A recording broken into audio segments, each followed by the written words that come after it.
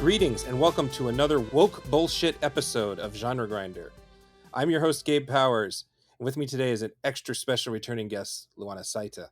Hello. Some listeners might remember that I had her on to talk about lesbian vampire movies last year, including the Hammer horror film, The Vampire Lovers. But I'm not as smart as you, and I actually forgot that I had done that.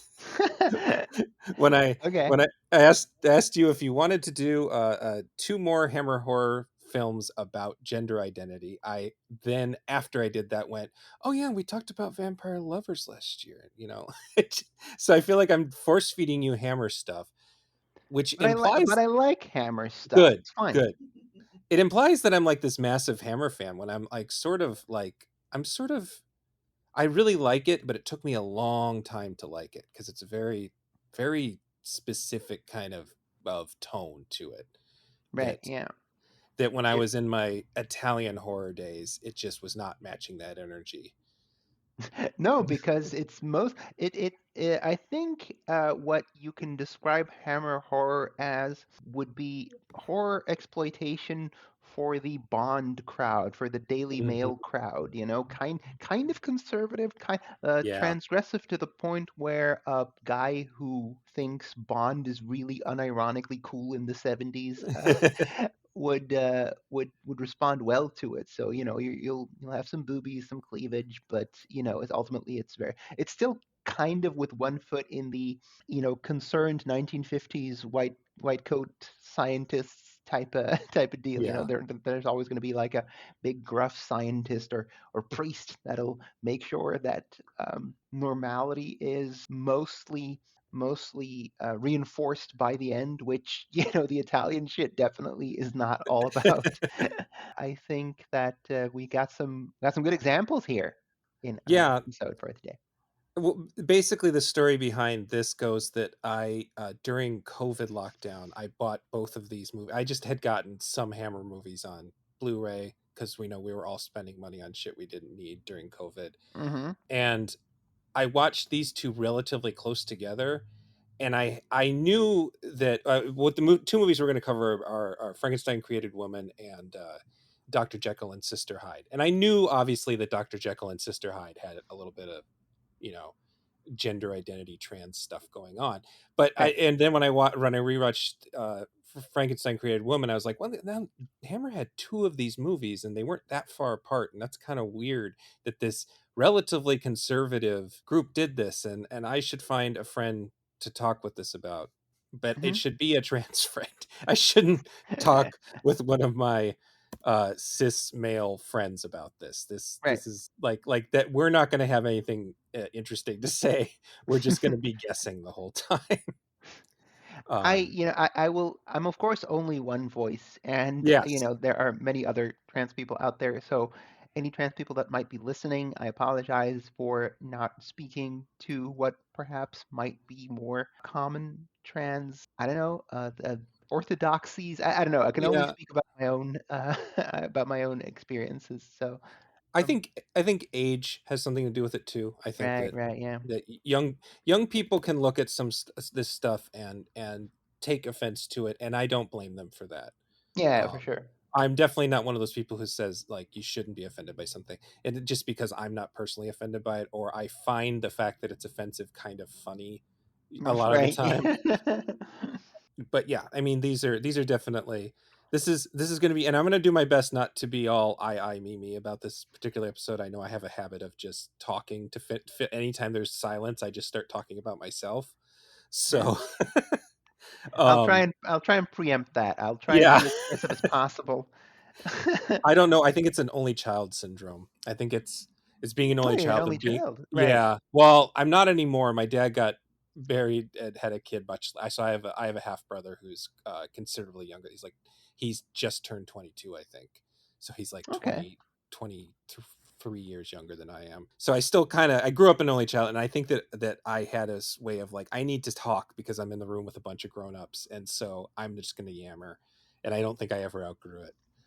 Uh-huh. So Yeah. I don't mean to be rude when I do that. I think I do that to I think people who listen to the podcast, especially if I'm speaking with women, it sounds like I'm speaking over them, and it's I'll do. Yeah, I did have that. To be honest, I did kind of have that in previous episodes. I was like, "Oh boy, Gabe does like to talk," and yeah, I know. okay, It's okay, it's just some yeah, it's just it's a me problem. It's probably good for podcasting in general, right, but it's not good for like interviewing or like getting someone's like real perspective on something.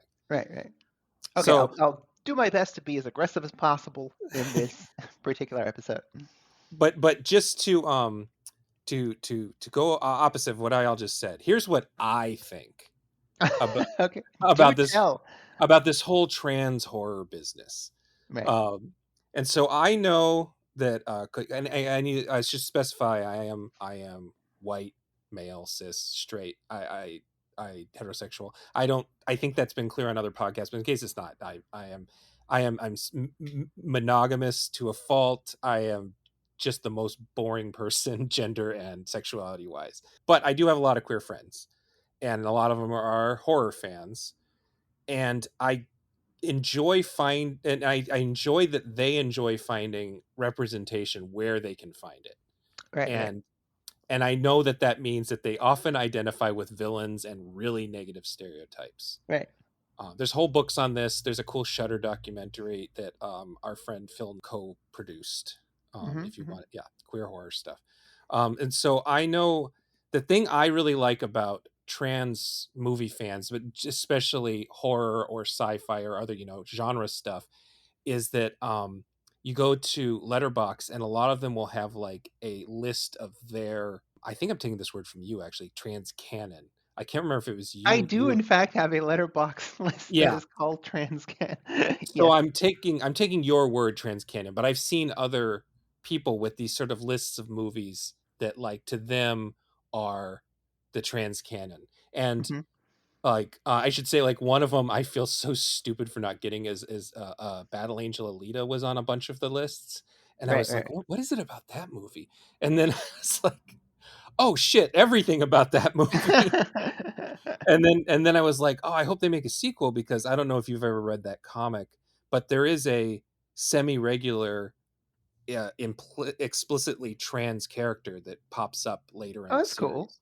It's a female to male cyborg, Hmm, hmm. and there's whole like discussions about, do you miss your boobs? No, and that kind of stuff. And so it'd be really nice if they make a sequel and actually have that character show up. But anyway, I can relate to this as a straight cis man, because I regularly relate to the other straight cis male villains in movies. Travis Right, right. Bickle, Alex from Clockwork Orange, Dirty Harry, the guy from American Psycho. I can't Patrick Bale Bateman. Bateman, Thanos, of course, famous. um, I'm being sarcastic. I did maybe as a kid though. I really liked Taxi Driver as like a gross teenager. Relate to Papa Jupiter in the Hills of Eyes. Yeah. I really relate to Freddy Krueger. I don't know about you guys, but there's I just really something about relate, bitch. there's something about murdering children in their sleep that, just speaks to me. But so like the idea behind this podcast was there's these two movies that I just thought it was really cool, were in a lot of ways, the first one in particular, accidentally kind of land upon all these things, and trying to decide how these people did this. And so originally I looked at lists of other horror movies with trans characters, and I wanted to do older movies. It's just what I usually like to do. I don't like to cover newer movies, and I know there are a lot of newer movies about with horror movies with just happen to have trans characters in them, which is probably the best representation you can get. Is like Right. Evil Dead Rise had just a trans character, and that there was no big Oh deal yeah, made I out of forgot it had a trans boy in it. Yeah. it. Yeah, so I wanted to go pre 90s, and I was very disappointed because not only did these movies not really relate to what was happening in the two Hammer movies, but most of them are just sort of ripping off or paying homage to Psycho. Right, right, right, It's really just a bunch of cross-dressing right, or explicitly trans killers who have been driven crazy by very negative things like being jealous of women or whatever, right, right, right. which is, you know, that's patently untrue stereotype, and to trans people are more likely to be murdered than be murderers, Right, and right. it's also boring from a storytelling standpoint and from a podcasting standpoint. That's boring. Mhm, Just mhm. film after film with trans murderers. So, Right. and I always thought, I'm just filling time here, but I always thought that You don't Hitch, need to fill time. You yeah, don't yeah. need to do that. We have enough to talk about. Well, like a good, I think a good question to sort of go into this whole thing is that I always thought that Hitchcock recognized the can of worms he was opening Mhm. because he added that whole thing after that whole coda where they explain that Oh, yeah, uh with the doctors kind of explaining what the deal was with Norman. Yeah. yeah, and it Yeah. wasn't truly he says something like he wasn't truly a transsexual, and he was not really suffering from dissociative identity disorder, but he was a victim of abuse and guilt. Right. And so I feel like Hitchcock was kind of trying to head that off at the pass a little bit. I Um, think that Thomas Harris even did that for Silence of the Lambs a yeah. couple decades later, where I haven't read the book actually, but apparently in the book there's even a scene where Jack Crawford, Scott Glenn in the movie, is given a tour of some like gender clinic, and he gets this very kind of look into the camera style. Oh, you see, the transsexual is actually very docile, so it wouldn't be Mhm. our killer probably isn't a real transsexual because they're all very nice. And Jack Crawford was like, oh, I see, like he's in a Troy McClure educational video. Yeah. So yeah, that I wasn't aware of Hitch being thusly uh, trying to cut it off at the pass, but it does seem to fit a pattern if Thomas Harris is trying to do that too. There's even in the movie in Silence of the Lambs they have that too. Like, no, this our boy is not a real transsexual. That's So incidental. Yeah, and I think either Hitch or it might have even been his wife. There's all sorts of bad things you can say about Hitchcock later in his life, but he was very interested and supportive of queer people. He liked putting them in his movies and trying to break the rules. So I don't know. That's always been the image in my head, is that he tried to not make this happen, and it did not work, and it absolutely happened anyway. It's that's like, not, I was not aware that he was queer friendly. Let's say. yeah, I mean, it's one of those things where like we only know it from like what people have said about him. I don't think there's anything on the record. Right. So it's an estimation, but Hmm. we're not going to cover the 75,000 cross-dresser killer movies Right. here. Okay. We're just sticking to these ones. And also again I tried to find something else that fit, but every time I came up with a third movie, it came out to be, here are two movies from the same studio that are intrinsically linked, and another movie that doesn't really fit, and Right. Right. we would just be ending the conversation on some dumb shit. So Yeah. we're Okay. just gonna stick to two movies, a little bit off formula, but I don't think it'll be too far off formula. I think it will still work out. We'll do our best, I'm sure. Yeah. so So going into Frankenstein Created Woman, this was released in 1967, is directed by Hammer's greatest and most prolific director, Terence Fisher. If you want to know more about Terence Fisher, Patrick and I talked about him at length when we covered the horror movies of 1960, because Fisher's first Frankenstein movie, The Curse of Frankenstein, was this major watershed moment for both gothic horror and the amount of gore that you would put into horror movies. Hmm. It's not the best Frankenstein movie, but it's like the beginning of a lot of things. It's a watershed thing. Right. Right. So this is I'm gonna kind of just do all the boring shit at the beginning, and then we can get into the interesting parts. This is the fourth of seven Hammer Frankenstein movies, six of which star Peter Cushing as Frankenstein, and five of which were directed by Fisher. Hmm. And I'm a really big fan of this series. I think it's better than the Dracula movies and more consistent than the Dracula movies. Which those were also spearheaded by Fisher. Hmm. Um, and I think, to me, this is Peter Cushing's signature role.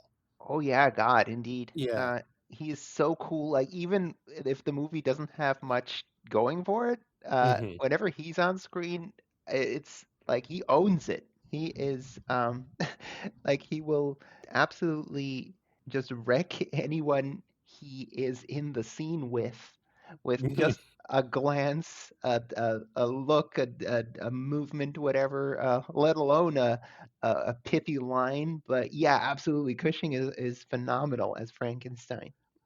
I like how he can, like, there can be like a horde of people who can kick his ass, and he can disarm them with a really disapproving look. Right, yeah.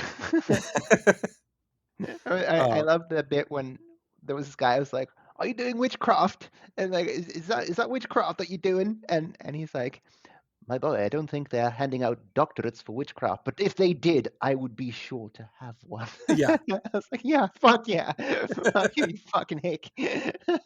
there's a line, I think it's in the one, I think it's in Frankenstein Must Be Destroyed, I can't remember which one, but he's in hiding, and Mhm, he's in a an inn, and there are some like high society guys talking about this dreadful business with it, mhm. and they're talking shit, and they bring up Dr. Frankenstein. It's like, this monster is chased out of the thing, and just preposterous ideas, and he's just getting more and more frustrated as he's listening to it.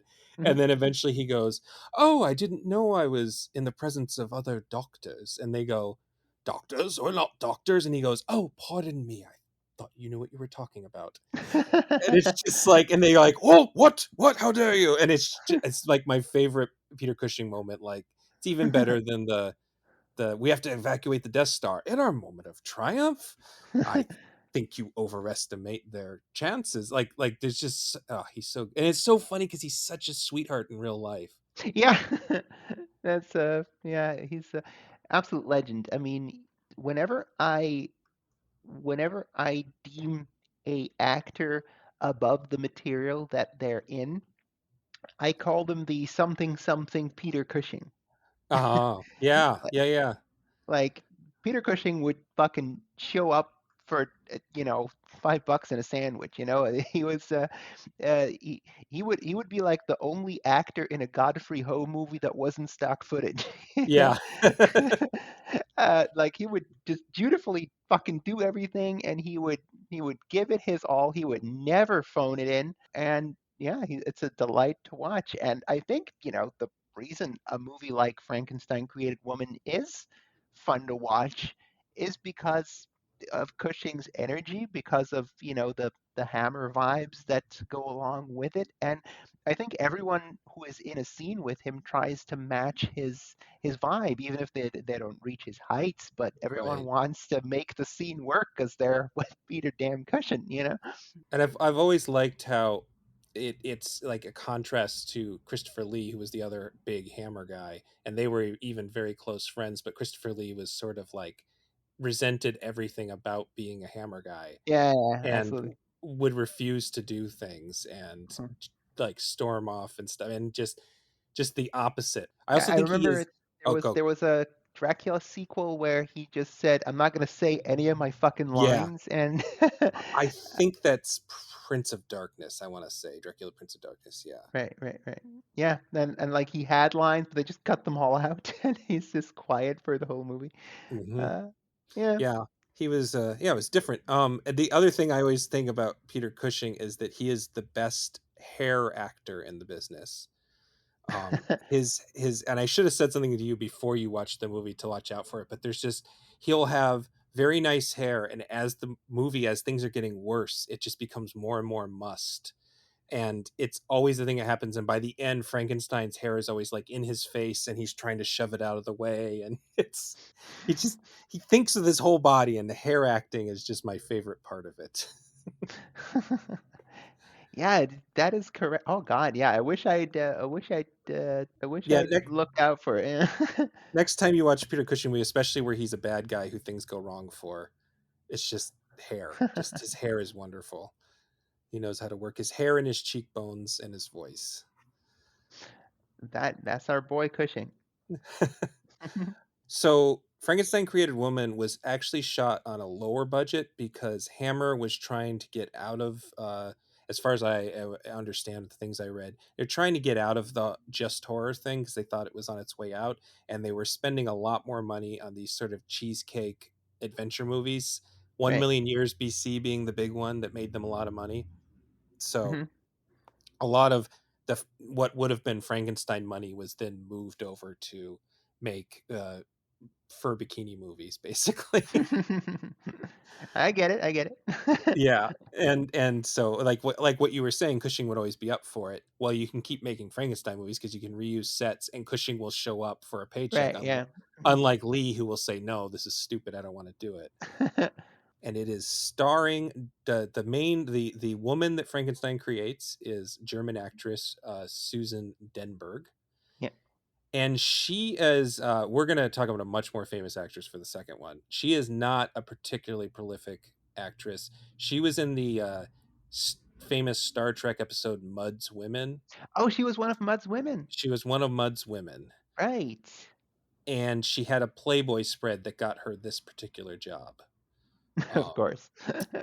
but I think she also is dubbed to cover her accent, and that's another thing I should have told you to look out for, because it's really interesting. The dub, whoever dubbed her, did a great job because it really does feel like the right Yeah, it does voice. not feel indeed. Yeah. But if you watch her lip movement, she is clearly has a German accent, the way she's pronouncing things, and the dub actress is having to draw out the English Right. Right. accent Right. in certain ways. It's kind of cool.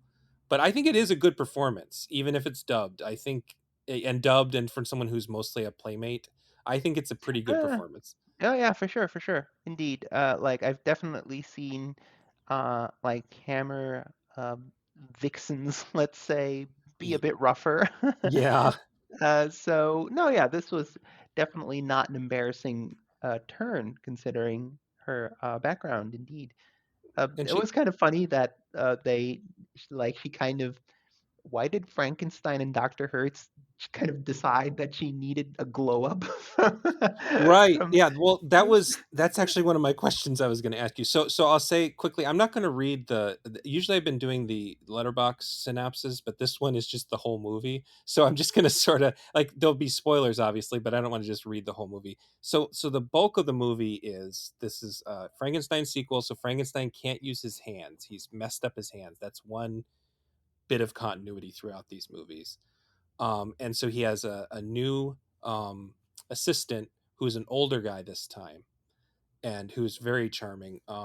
And then he has the typical younger assistant who is a love interest, and the younger assistant and the love interest through the younger assistant is put to death for a crime he did not commit, and the love interest kills herself, and she's a sort of scarred. I don't know if they ever say what's really the deal, if it's birth defects or scarring, but she like yeah, has half her face is messed up, and she covers it with her hair, and she has like a pretty major limp going on.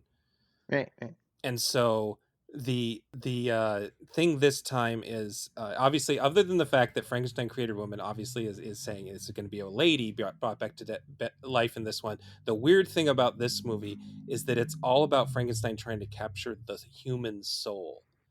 It Yeah, he is on his least scientific Yeah. bullshit. Like, I mean, Frankenstein in general is like, okay, you got to take this shit with a grain of salt because we're doing a Frankenstein here. But like this, I think this is the least scientific Frankenstein concept I've ever seen. Oh yeah, I've uh, I've isolated the human soul, which apparently sticks around in the body for at least 1 hour after death. So, be sure to grab me a body that's less than an hour gone, and One we of will isolate the soul from that. And my favorite part is apparently the soul's not located in the head, Yeah. because the one guy's beheaded and they don't recover his head. They bring his headless body back to retrieve his soul from. Like, okay, I guess the soul is in whichever amount of mass is the largest. Maybe it's, yeah. You get more soul for mass. That's the rule. That's the physics of the matter. It, it actually is sort of like the writers try to figure out the physics behind capturing a soul, and so he has to make this invincibility got invincible Yeah, tube, yeah, there's like, also that force field. Yeah, indeed. yeah. It's very high concept, and to the point where I don't think the writer was prepared to deal with the high concept. Right. And yeah, it's well, so the metaphysical part is very strange. He's still a bastard. Like that's the main component you need in Right, these right. Frankenstein movies. He has to be a Mhm. piece of shit, that you enjoy watching be a piece of shit. And it's still kind of going by the formula. Like I said, that the I wrote down here Dr. Hertz is his older um companion, who Christine swore was the dad from Mary Poppins when we were watching it. The landlord? Oh no, the dad. She swore it was the dad from Mary Poppins that was the man who's helping Dr. Frankenstein. Oh no, no, no, that's not him. No. No, that actor is Thorley Walters, Alters, yeah. and he's sort of like a he's the in that vein of what's his name from Mary Poppins, but he is almost he's interesting in this movie because he's plays like sort of like what Frankenstein might have been if he was a better person, because Right. he's interested in helping in the science, but he's very nice about everything they do. Yeah, Um, he's like he even suggests like, "Oh, shouldn't we have asked Hans for his consent for this?" yes, yes, that's And right. Cushing's response is like, my dear doctor, no. What if he said no?" What if he said no? Yeah. The other assistant, the young guy who dies, they give him basically the thing is as I remembered this being a movie that had gender politics going on, but it's really an hour of a movie followed by 30 minutes of what I remembered it being. So the majority of the movie is all this stuff, and we do get a lot of backstory on the guy who gets beheaded. Oh, that's great. They're mowing the lawn. Can you hear that on your end? A very, very tiny little bit, All but right. it's Well, it I'm not going doesn't to really stop bother me.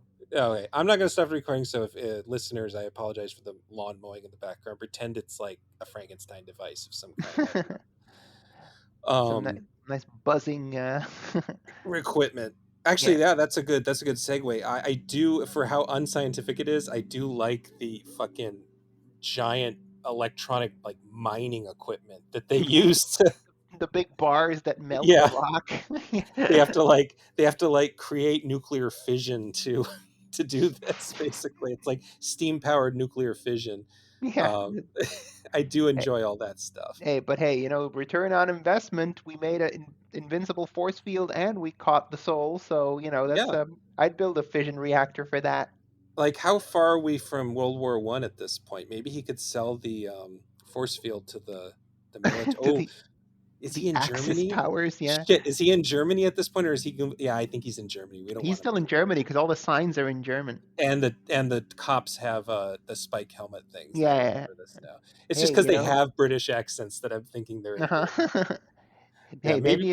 maybe if he'd sold that shit to the Axis powers, they wouldn't have traumatized Hitler, and we would have Yeah, we would have had a much nicer 20th century. yeah. Force fields, Jesus Christ. That's not even in my notes. That was like, oh my god, what we're getting close to it. Yeah. Anyway, there is a cool opening to this where we know that the sort of younger assistant is fucked up because he saw his father beheaded for Right, kind of unspoken crimes. And it is sort of it's and like the father is like laughing about the whole thing until he sees his son is watching, and then he starts screaming right, to get him away. It's a surprisingly darkly touching moment for a right. Frankenstein movie, or for a Hammer Frankenstein movie, I should say. And I, certainly like the fourth or fifth sequel. yeah, yeah, and I think that's another advantage the Frankenstein movies have over the Dracula movies, is that they are better tragedies, and that the characters Right. around Frankenstein are more interesting, hmm whereas the characters in Dracula movies are either God, that's getting loud.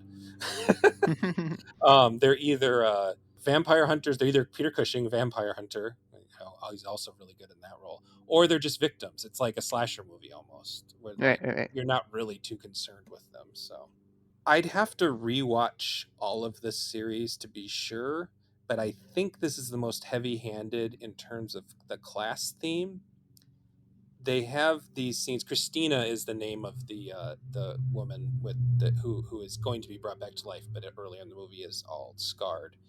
Right, And there are these really brutal scenes of these upper class fucking 20 something assholes right. coming to her dad's uh, inn and basically just psychologically torturing them. Um, Yeah, and it's sort of a class snob thing, and you see that throughout these movies. I think it's like one of the Baron Frankenstein's only redeeming qualities is he won't suffer blowhards, right, and he thinks himself high society, but he also hates high society because they're all like stifling his research. Um, they're all too morally high ground and they're idiots because of it. So he is a snob, but he also hates snobs, and it's so he becomes most defensive of his people when snobbery is about. right, right, right. And so I think that those characters who are then later the people that are going to be hunted down and killed for revenge are just a extra strong version of this sort of upper class asshole that you see in some of these Frankenstein movies. They're kind of class switched Clockwork Orange guys. Like Yeah, they're, yeah, they're it's just true. these three guys that are just up for random violence, just waltzing into a place. They kind of on a whim decide to beat that guy to death. Like, I mean, Yeah, I definitely had some Clockwork Orange energy coming off of those guys. I don't know if this came out first. it I think did it was come out first, right, 67 versus 71. The book had been written, I bet, but I right, don't know right, if they would have. I think that the movie was just had such an impact on Britain in particular. right. That, um, but yeah, no, they kind of came to that on their own, I think. Hmm. Yeah, Um, no, it's indeed, and like that, these are very much slasher movie assholes that you can't wait to see get got. yeah, yeah. I mean, the scene where they're being mean to her is just awful. It's like worse than murder scenes because they're just being these pricks and they're pretending they're being sarcastic about everything and they're pretending to be nice and Th- uh, At one point, they're like singing at her window. yeah, Like they're making this horrible like teasing song about her, and like it's like full on like nursery rhyme or whatever. It yeah, actually rhymes, and I was like, Jesus, these assholes have put so much effort into this. Like they actually wrote a fucking battle roast yeah, for, for this poor fucking deformed girl that works at the inn. Like, Jesus.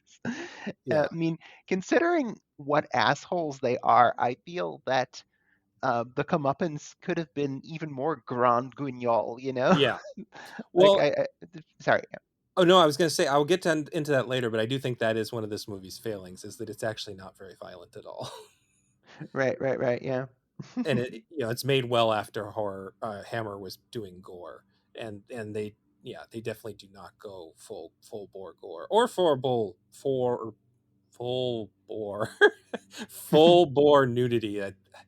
There's like Yeah, considering that she almost was a none. playmate, like Yeah, you almost see her nipples at some point. I'm not sure. Like, were they it's covered? Nah. I think you do see them in like there's the scene where they're laying in bed because Yeah. the thing that's sweet about it is that Frankenstein's assistant really does love her and she loves him, Yeah, and yeah. so that adds to the tragedy then when he's because they kill the assholes kill the innkeeper and he's blamed for it because he's got his father's temper and he was Yeah. heard saying I'll kill you all. Yeah. Right? It's very Like it's very like The Simpsons. I was thinking of Quimby Jr. too. Yeah, I'll I'll kill you, kill you. all of you, especially you in the jury. I'll kill you all. Yeah, it was very much like He uh, was say it, say chowder. chowder, chowder. Uh, yeah. The thing. So we're finally 50 minutes in. He gets put to death, and she jumps into the water to kill herself. Frankenstein and Hertz are immediately trying to get his soul, and then the locals just happen to bring the body, and it's like this moment where Hertz is like, oh shit, that's she was such a nice, and Frankenstein's, oh, a body, sweet. You just see him go, no, no, no, don't send that away, we can use that. And so they put without, and they do kind of keep it a secret for about 10-15 minutes of the movie. It's easy enough to figure out on your own, but they bring her back to life, and then like you said, they give her a glow up. And I was trying to figure out in my cis het way, does that somehow work as a trans allegory, a modern trans allegory, that she gets a glow up when she's brought back to life? But I couldn't make it work. I couldn't make because she's brought back to life with a man's soul. So I don't know. Oh, I don't know how to work it. okay, so I'll do my best here. Okay. I don't think this movie is trans at all Okay. Yeah. because there is no sense of either gender dysphoria or gender euphoria. Hmm. There is no sense of discovery or joy or horror at finding oneself in this magically or super science uh, induced body. Right. Um, sure, she seems somewhat happier, I guess, after being resurrected, but there is no moment like Hans is in her body too, Yeah. but they are two very specifically unique individuals within that body. Like they're kind of like Eddie and Venom almost. Yeah. Where with Hans is talking to Christina, oh Christina, you know what to do, kill, kill, and occasionally you hear Hans's voice to lure the bad guys or drive them mad or whatever. There is no sense that it is Hans at the driver's seat. You know Right. what I mean? There's no um it it's almost like Christina got Frankensteined, Hans got put in there, or his soul got put in there, and she's being haunted slash commanded by Hans. Hmm. There's no sense of, yeah, in a way, maybe the fact that she got that glow up and she seems to be a little bit happier, but she is so out of control. She is so without agency post resurrection that it kind of fumbles the idea of what any transmissions there might be, you know? Yeah. So not only is it like I don't know, it's not Hans waking up in Christina's body being like, "Ooh, this fucking rocks," actually, Yeah. or Or or the other way around. Like or there's the other other way. Frankenstein movies where someone, I think it's the one before this one, guy wakes up in a body that's not his and is so distraught and freaked out that like it drives him mad.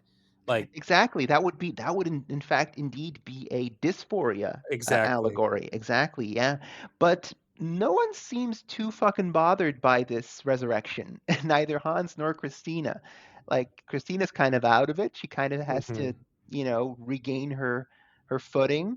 And she's kind of guided by both Frankenstein and Dr. Hertz. Like, oh, well, nice girl. and uh, Yeah. and she's guided by Hans in her vengeance.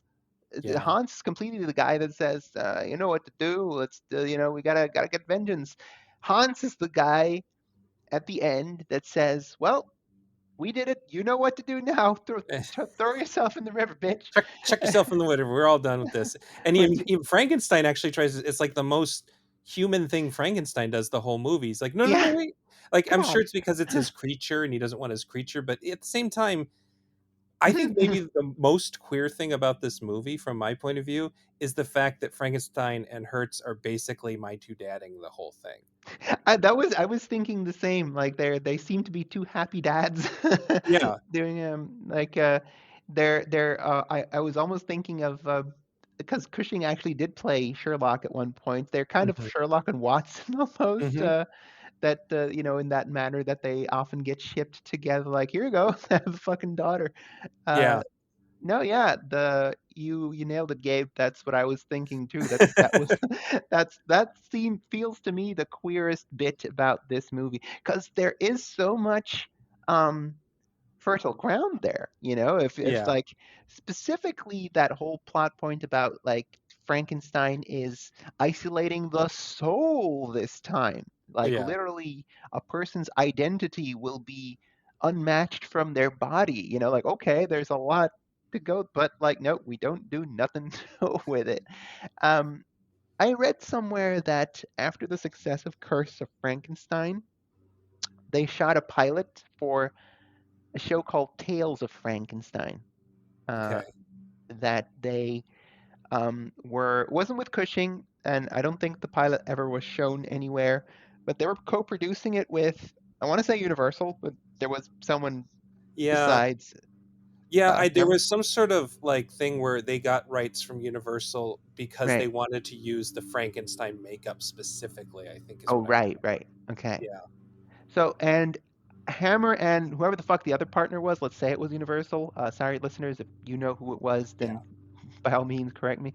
Um, Hammer wanted a kind of Incredible Hulk, wandering Frankenstein type of deal where he comes to a new village and gets to instant into new scrapes every week. Uh-huh. And the other rights holders were like, no, we kind of want more a science gone amok anthology tale. So they couldn't get along on what direction they wanted the show to be. They had already commissioned a couple of scripts, and one of those scripts ended up being made a couple of years later as Frankenstein Created Woman. I mean, yeah, that makes sense, and that makes sense as to why uh, it has all the continuity for Frankenstein the character, but almost none of the scientific continuity. Like he's on a Right, totally different.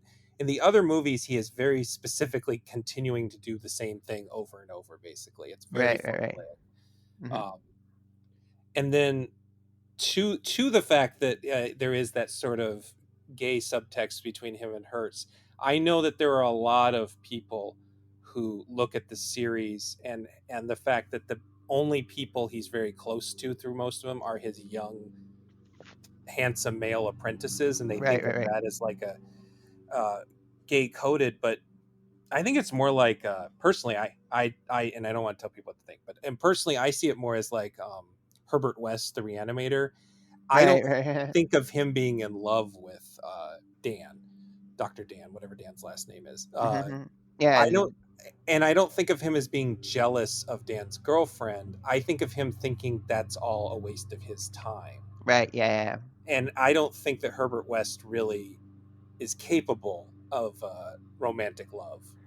In And that, yeah, and so I feel like Victor Frankenstein is sort of similar to me. I can't say that though because the original movie he seems to really love his cousin that he's supposed to marry. Like there's genuine affection there, yeah. and unfortunately, in a moment that most fans pretend didn't happen, he does rape somebody in one of the movies. It's off screen, and In Must Be Destroyed, I think. yeah, and it's really out of character and weird. So I think we can kind of ignore it because Terrence Fisher and Peter Cushing both hated it. Yeah, Um, I remember that. yeah, the producers wanted them to do it, and they didn't want to do it, and that's why it's almost entirely off screen. But anyway, I kind of read Frankenstein as just not really. I mean, I don't even want to say he's ace, because that would still imply he's capable of romantic love. I just don't think he's capable of romantic love. I think that he's just really focused on what he does Right, and right, right, getting it done, and he gets attached to people who can help him, and he has to have people help him. The broken hands are part of that.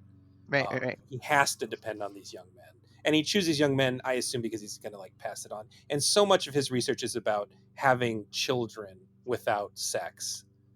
right. That Hmm. Yeah, I don't know. I've never really read him as a particularly queer character, but I can understand why he would be read as such. Hmm. I No, I, I get it. Yeah. I get it.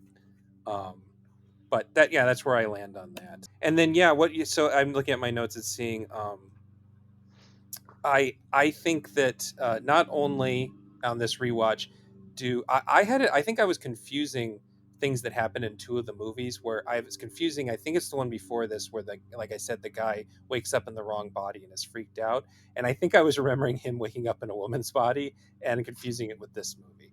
So I have to agree it's not very trans allegory ish, and it's not even a very good use of the idea of two souls being in one body, Right. which is a really interesting idea on paper because they both have reason to want revenge. Right. And just like the idea that you get that much anger in like one body, it's very EC Comics, you Right. Right. know. Yeah. Yeah. Uh-huh. Uh-huh. And it's well, there's actually Tales from the Crypt, the movie has Peter Cushing episode where he's like a kindly old man who is killed by bullies and then comes back as a zombie and kills them. It's that similar vibe to that, I think, and Mhm. it doesn't really work by taking away all Christina's agency after she dies. It doesn't. Yeah, for sure, for sure. Like I was thinking, considering the concept and the trans possibilities, I was like, "Ooh, we're gonna get some weird 1967 gender takes."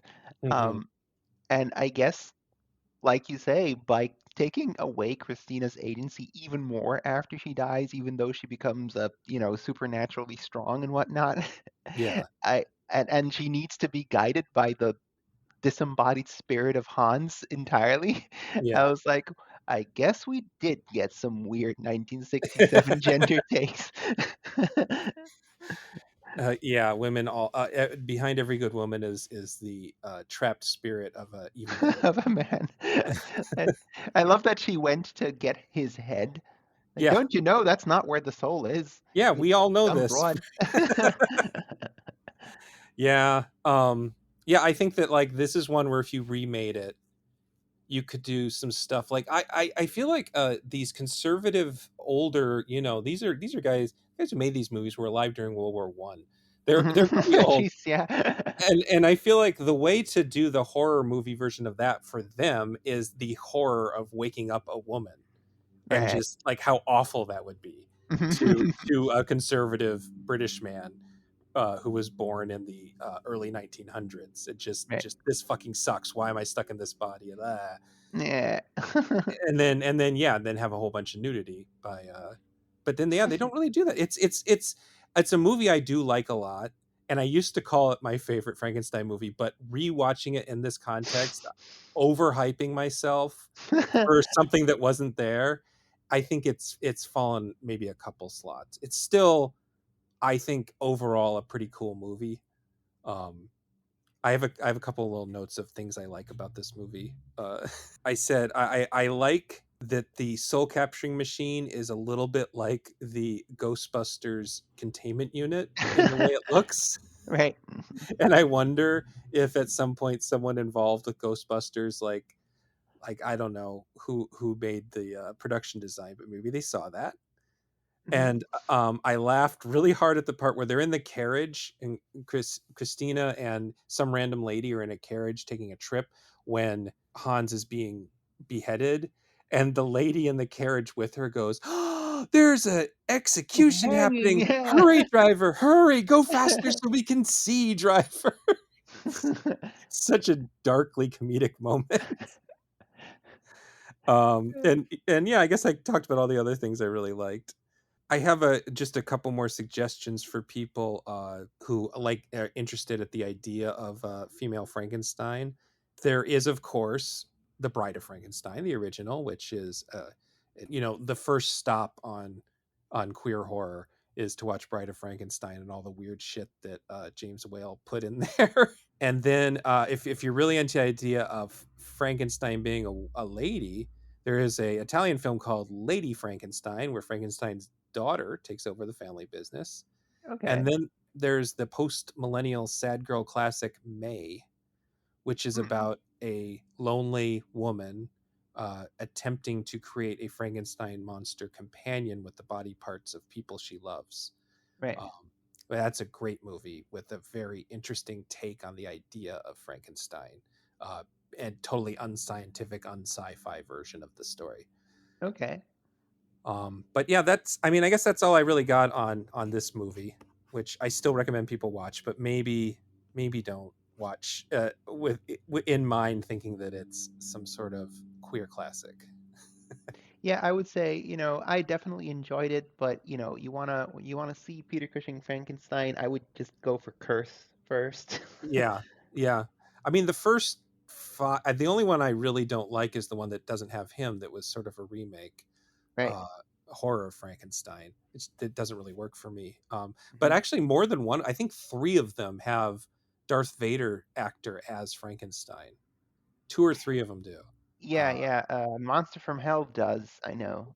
Definitely Monster from Hell, and I think Must Be Destroyed. Maybe one of them. He's in at least two of them. What's his name? I can't remember his name. David Prowse. David Prowse. He is in Horror of Frankenstein, Vader. So Horror. Okay. he's in the one that you don't like, and in Monster from Hell. Okay. Yeah. Well, it's funny because you know who plays Frankenstein in Horror of Frankenstein? Oh yeah, there's It, Ralph Bates. it's Ralph Bates, who is the star of the next movie we're going to cover here, which is Dr. Jekyll and Sister Hyde. This is Yay. 1971. So this is the same year that Clockwork Orange comes out, actually. All Um, right. so yeah, it's kind of a thing. So yeah, I'll get the boring stuff out of the way first. This one directed by another big Hammer alumni, Roy Ward Baker, who did The Vampire Lovers, which we watched recently. I Hmm. think this is much better movie than that one on visual level at the very least. But he also did Quatermass in the Pit, which is fucking cool movie. If you like John Carpenter and his sort of apocalyptic movies, Hmm. he loves Quatermass in the Pit, and that's kind of what Right. he's doing with a lot of that stuff. Great movie. And he co-directed the Shaw Brothers crossover with Chang Che, the Legend of the Seven Golden Seven Golden Vampires, Vampire. Yeah. Mhm. which is a pretty disappointing movie, honestly. If I'm 100% honest, the idea of Right. Hammer and Shaw crossing over is so cool, and I just don't think they quite got it. It's got its Right. Right. moments though. It's worth seeing for sure. It's very unfortunate they couldn't get Christopher Lee to be Dracula in that one. Hmm. Oh, so they got some jobber Dracula. Yeah, but Peter Cushing does play Van Helsing in it, and Oh, seriously? he comes through. He's really good. He's probably the main highlight. That and the like production design. There's some really nice, because the vampire stuff is, they're trying to sort of Hong Kong it up, and it's got some cool stuff going on there. But it's not a particularly good kung fu movie, unfortunately. Oh, Any, anyway, Roy Ward Baker also made a couple of the Amicus horror portmanteaus, including Tales from the Crypt, which I just brought up, which I didn't actually think about. I didn't plan that. But I really like those movies, and I think those are him. I think he's more comfortable making those than the Hammer movies. I think there's something about those Amicus movies that's a little dirtier, a right, right, right. little sillier, little having a little more fun than some of the Hammer movies have. Hmm. So Dr. Jekyll and Sister Hyde is obviously based on the Robert Louis Stevenson story. But what makes this movie kind of neat outside of all the gender bending stuff is that it also is Jack the Ripper and Yeah. the Burke and Hare Dirk murders. and Hammer. Yeah. So it's like there's some review that I saw that called it like Victorian pastiche or something like that. Like it's basically all the Victorian horror stuff. Right, It's like what was that movie, Van Helsing? It's like Van Helsing before Van Helsing. right, right, It's what Universal was trying to do with the Dark Universe. right. And the plot is actually very similar to The Man Who Could Cheat Death, which is kind of the same idea minus all the sex change stuff. And that was a Terence Fisher Hammer movie from 1959. It was one of their non-franchise ones, so it's not talked about as much. And in fact, I'm not sure if I've ever seen that one. I actually counted how many I've seen, more than 50 Hammer movies, but they put out a lot of movies. Even if you're just going for the horror stuff and thriller stuff, there's a lot out there. Right, right. Hmm. And so the plot behind this one, actually, I am going to see what Letterboxd has to say about this one, because sometimes that just makes my life easier. Oh, they have the tagline here. Parents, be sure your children are sufficiently mature to witness the intimate details of this frank and revealing film. That was the tagline. I didn't know that. So the letterbox, they have written foggy in the foggy London, Dr. Jekyll experiments in a newly deceased woman to determine, uh, you know what? No, this isn't going to work. I'm not going to read that. So the idea here is Dr. Jekyll is trying to find a way to prolong life, and he's made this formula. It's very similar to the original story, and for some reason he has decided that he needs to get. I believe they say he's getting hormones from women, and I can't remember which organ he is removing to get the hormones. It's like the pituitary gland or something. They don't really do they say? I don't know if they say. They might just show taking out some weird little thing. And so he is first getting these from bodies, and then getting them by making bodies and killing people. And so all of that combined with a little bit of Jack the Ripper and a little bit of Burke and Hare, it sounds like a lot, but I think it's like the perfect amount of stuff, because if there's one thing about Hammer movies for me, it's that a lot of them take 45 minutes to an hour to get good. They're Right. really, really slow moving movies. And that's part of what kept me at an arm's length when I was younger. And I think this one, just as a movie, just has enough shit going on that it's just always fun and always entertaining, beyond the stuff we're going to talk about in a minute. Like, just as a movie, I find this one very entertaining. Right, right, right. And then it's interesting to me, at least, that the different Jack the Ripper meets Jekyll and Hyde movie was released the same year, called I, Monster, and it was starring Christopher Lee and Peter Cushing, but it was not done through Hammer. Oh, Uh, I'd never heard of that.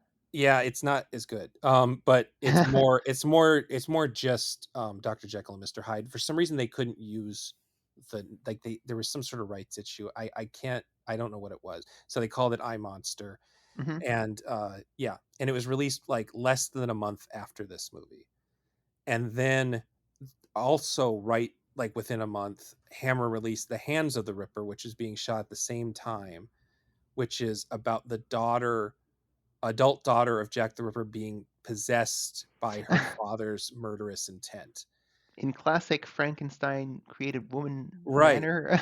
And I realized after I wrote that note for myself, I realized, that one might have actually, if we're saying, yeah, exactly, if we're saying Frankenstein Created Woman counts for this discussion, that one also counts, and that one Yeah. might actually count more. And maybe I should have done that one instead, because she's actually at war with the idea of being possessed by her murderous father. Right, right, So right. there's a little bit dysphoria, at least a little bit. But it's just interesting that all those came out almost all around. People were into Jack the Ripper and big time in 1971 in Britain, I guess, for whatever reason. And this was written by Brian Clemens, who also co-wrote the Disney early 80s kids horror movie A Watcher in the Woods, and the famously lambasted Highlander 2 The Quickening. Oh, that's funny. Did he Yeah. fucking write The Quickening? But he and his co-producer Albert Fennell are most famous for being two of the masterminds behind the Avengers, the British TV show, not the Marvel comic characters. Right, right, right. And he apparently took over. Like, they didn't call him showrunners back then, but he was like a particularly important character. And the Wikipedia credits him with casting Diana Rigg when Honor Blackmore left the show. Right. So if they are, yeah, that's their claim to fame. Isn't this one Hammer movie, but it's creating the Avengers, which is its own fucking fandom all its own. Hmm, hmm. And then, according to the Blu-ray extras, which I had on my British edition, Clemens pitched this movie as a joke in Mixed Company, and was later told by Hammer producer, can we come in and talk about this? And he came in, and they had already mocked up a poster. In like true Roger Corman fashion, they're like, yeah, we're going for this. So then he kind of ended up having to write and co-produce this movie that he was just telling a joke. What if Dr. Jekyll drank his formula and suddenly became a woman? And that was it. That's how bad of a joke it was, is that was that was funny to him. Just That was the that joke. that was the punchline. He's a woman now. Well, considering trans representation in most mainstream movies, that was the joke for many decades. Yeah, yeah, it's true. I'm not going to get too into this, but I do want to note that literary critics have long said that there's an undercurrent of homosexuality in the Stevenson story, Right, the original. And so it's the very least, it is the subject of Freudian analysis, is what I'll say. right. So this wasn't the first time you're applying a queer subtext or text, in this case, to Jekyll and Hyde. Hmm. But I don't think there had ever been a version where he changed gender when he became Hyde before this. I mean, maybe there was like some like, one of those weird horror magazines or something. There's like a short story. Who knows? Right, right, yeah.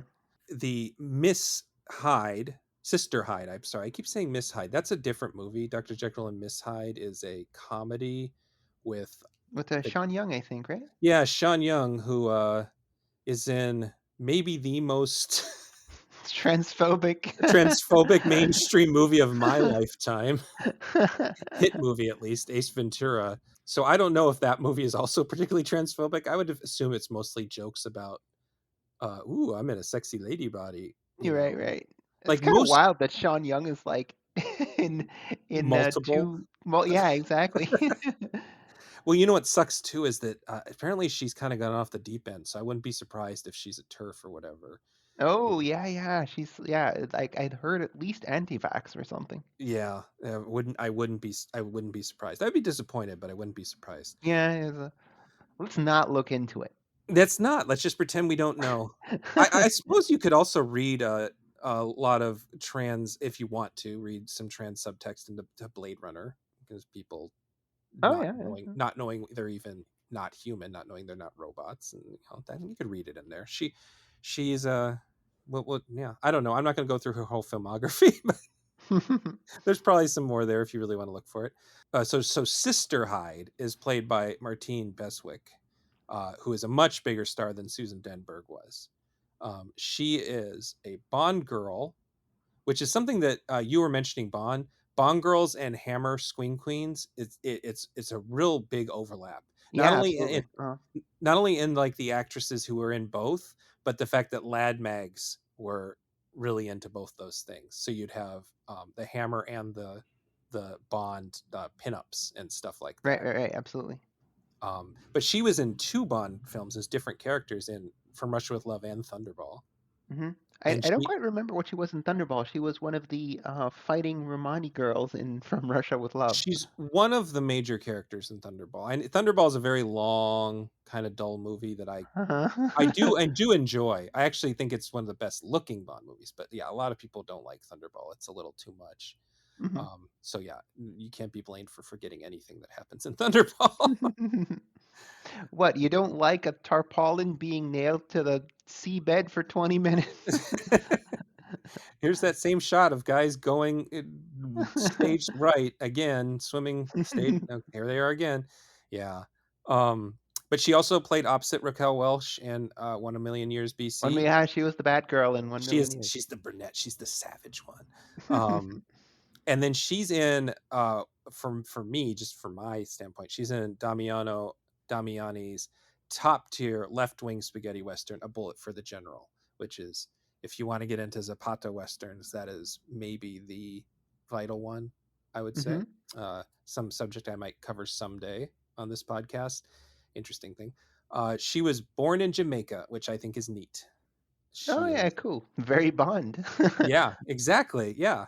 Again, the Blu-ray special features. There wasn't much going on, but there's an interview with her, and apparently she was the third choice for the role, but every other actress they Oh, picked didn't look like Ralph Bates.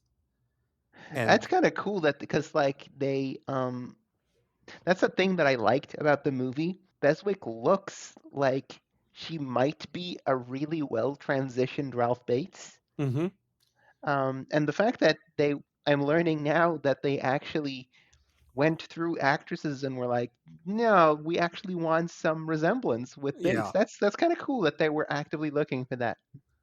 yeah. I mean, they were much more aware of what they were, as they. It seems like as they went along, they became more aware of what they were doing with Hmm. the whole. They wouldn't have used the word trans, but they.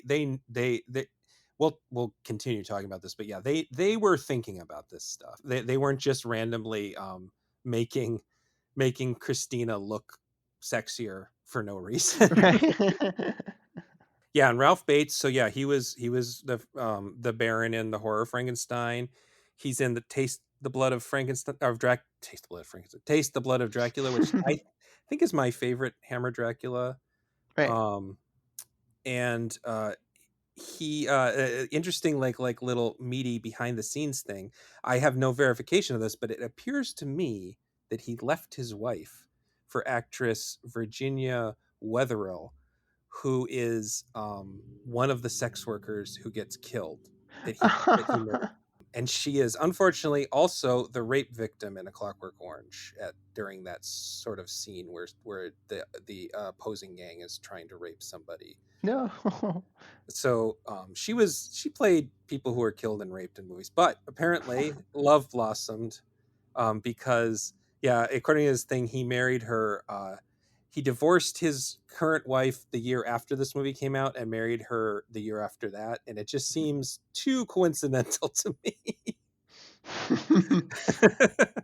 And then the female protagonist, who is the love interest, who is not the person he left his wife for, Susan Broderick, who plays Susan. And every time an actor plays someone with their name, I think it's because they weren't reacting to the character name. I And was thinking the exact same thing. yeah, anytime that happens, I'm like, it's like, I think it was Friends, Joey on Friends. They had to keep naming his characters. I think that's a joke on Friends. It's because he just won't react to other names, so they keep naming his characters as Joey. Joey. But she has an uncredited role in Antonioni's Blow Up. It's one of the many women who's being photographed. Hmm. But she's not got much of a career, and I don't think that she's definitely perfect for the part because she's Right, sort of lovesick upstairs.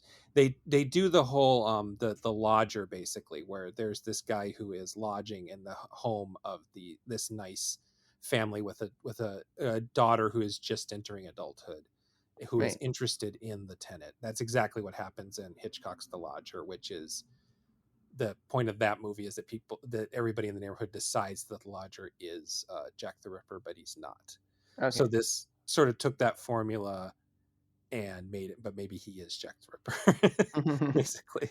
There is a Ripper before the transformations start, right? Yeah, Because there are posters for the Whitechapel murderer right from the start of the movie. it's hard to say. I think that there is, but the first murder in the movie is a flashback, and it's told like the book. It's all told in a Oh bot. wait, yeah, yeah, because the Jekyll is like, my name is Henry Jekyll. I am male, male, Yeah, male. I Yeah. was just gonna say that's the first great. It's really early in the movie, and the first great indication of the gender dysphoria is that, yeah, I am Dr. Jekyll and I am male. Male. I have to get that part right. Um, Please yeah. don't let them write I was gay. I am Dr. Jekyll and I need you to delete my browser history on my tab. Um, and then, well, the actor who plays the brother, who is Sister Hyde's love interest, Louis Fiender, he is an Australian actor. He's not in a lot, but he's in the second Dr. Fives movie, and he's in the wonderful Spanish horror movie Who Can Kill a Child. So just those two roles in this one, he's like a fucking star in my three great roles. That makes him, you know, Robert De Niro in my book. So Dr. Jekyll takes the thing, he turns into a woman. He likes being a woman, I think, is at the very least, this figure that he becomes likes being a woman. Yeah, for sure. There's a lot more going on in this one than in Frankenstein Created Woman. Um, I suppose one can still say that they are separate identities because they are in kind of not really in contact with each other. They're kind of fighting each other. But Yeah, one could interpret that as trying to suppress mm, a personality inside you. It's not yeah, specifically a different person forced into you. Yeah, and I do have to say that at first uh, I burst out laughing. First thing she does is like open her blouse and look at her boobs in the in the yeah, mirror. I was like, oh, that's funny. Just like get it out the way. Here they are, folks.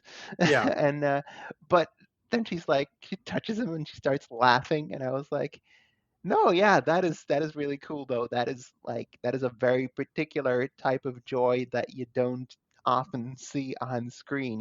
Like this mixture of mania and delight at yeah. seeing that, or having changed to such an extent that seeing yourself realized in such a manner, I was like, oh yeah, that's cool. That's definitely recognizable. And uh, and Beswick is great. Beswick is very very charming, very powerful. Her and Bates, I don't know to the extent you can say that they play off each other because they never really share the actual screen together. Right. But they must have exchanged notes or whatever, because they are the characters are in a great dialogue with each other, I think. Because it's quite interesting that you said earlier that, like, yeah, there's definitely been readings of Jekyll as queer, of like maybe suppressed gay or whatever. And I think it's interesting that this version of Jekyll does not seem to be all that repressed. Um, like, he's constantly told, like, hey, why don't you go search for some ladies? Mhm. His lady friend, his lady chaser friend, Dr. Robertson. At first, when the movie just started, I was like, oh, I bet this fucker is gonna turn out to be the Ripper. But it wasn't. It was because That he was guy's like just really real. smarmy about every fucking thing he does. Yeah. I was like, oh, this guy is a weird. Like, that they're really setting him up to be very unlikable. But no, it turns out that he was just a smarmy dude. But yeah, I thought it was interesting that Jekyll isn't, or at least we're not given in his Jekyll persona, given any reason to think that he is super repressed, in that he, secretly likes peeking at the ladies or something, even though he puts up a proper facade. It doesn't seem to be the case. The only thing he really cares about is his research. um, I was very amused at, like, his impetus for starting the hormones, because, like, the smarmy friend is like, "Oh yeah, sure, universal antivirus. That'll take your whole life to make." And he was like, "Fuck, he's right. He's right. I better start working on an immortality serum. That won't take me my whole life." Yeah. And it doesn't. And yeah, and I thought it was funny that, like, the stuff that he starts listing is like, yeah, women generally tend to live longer than men. And one of the things that they list as, like, oh, physical decay. Women don't lose their hair. It's because of the estrogen. and uh, and I was like, when you start transition and you start taking estrogen, that is actually a thing that they say, that, like, if you've already lost hair, it won't grow back, but the estrogen will stop further hair loss. That is a thing Right. that they actually do say, and they amp it up for the super science. So it's like, oh yeah, look at, men lose hair and women don't. I mean, women do lose hair, of Yeah. course, not to such a great extent as men, I suppose. But I thought it was funny that that is actually a little detail that you are told when you start a gender transition to a female gender transition. They warn you the Yeah, opposite, I know from a friend who took testosterone, was warned you'll probably lose your hair, and yeah, yeah, and you'll they get did. zitty, and Yeah. you that you also will get a heavier voice, if I'm not Yeah. mistaken. Yeah, they Which did. They got it, yeah. Yeah, and so, you were saying that, like, he doesn't the thing that I find interesting is that they don't go all in on the female side as the murderous side. It's the more free side, and so it's easier for her to kill, and it's weird because there's an indication that they're sort of at war with each other, and the funniest my favorite thing in the whole movie is she keeps buying dresses and having them delivered. And he's like, and it was just such like a man thing to do. Like, well, what would happen if you had a female side? I bet she'd go shopping and spend all your money on dresses. Yeah, that's probably it. That's what dames do. So he keeps getting dresses and getting really pissed off and shouting in the mirror, "Stop it! Stop ordering dresses!" But he does kill people on his own, and it's his choice to kill people. And so there is a sort of like loss in the continuity or whatever the rules are, where he purposely becomes a woman to make it easier to hunt the sex workers because they trust a woman. and Right. she still knows how to remove whatever glands she's removing for the Right. estrogen. So that part I don't really understand how that works, that she's decided to communicate with. But I do think it's interesting that she's not just like, it's like, oh, now he turns into a woman, and women, they like to murder. um I do think that for all the sort of transness you can get out of the text, this might also work pretty well as like a turf text, because like ooh, he turns into a woman because they trust what it because they feels to trust, be a woman. and he goes into women's areas. Right. Yeah. He goes and hangs out with prostitutes who would normally not want men in their presence unless they were paying, I guess. Yeah. Yeah. Like that's definitely a thing you could a reading that is possible. Uh, I thought it was, for a 1971 movie, remarkably neutral. I don't think that, I don't think we're as horrified by the gender stuff as we would be in later movies. Like I feel like they're relatively, you know, it, yeah, it's Sister Hyde, but it's the Hyde part of it, not necessarily the lady part that's gross. Hmm. Um, and I guess I was like not as not as dreadful on that front as a 1971 movie might have been. I will say that if there's something that where the movie was lacking a little bit for me, was that after that first feeling up of her own boobs, Hmm. um, I feel like, and maybe that's part of that neutrality I mentioned.